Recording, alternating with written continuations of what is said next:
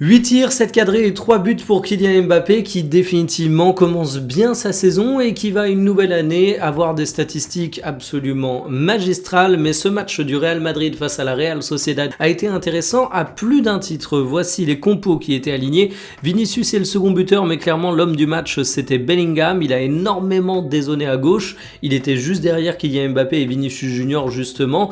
Et je l'ai trouvé extrêmement influent dans le jeu. Il faut aussi parler de Valverde qui était le joueur omniprésent dans la moitié de terrain adverse. Il a vraiment été très mouvant, aussi intéressant avec ballon que sans ballon, aussi intéressant défensivement qu'offensivement. Il a fait un match vraiment de patron absolument impeccable. C'est pas le cas de tout le monde. Vinicius Junior, oui, il y a le but, oui, il y a la passe décisive, mais je trouve pas qu'il fasse une grande rencontre. Arda Güler, il avait l'opportunité d'occuper quasiment à lui seul le côté droit. Bon, tu te rends compte que c'est pas encore ça. Bernardo Silva, il est pas tout à fait en jambes. Carreras, il a été averti, sorti, et finalement, sa prestation ne fait pas de regret concernant le fait qu'il n'a pas fait toute la rencontre.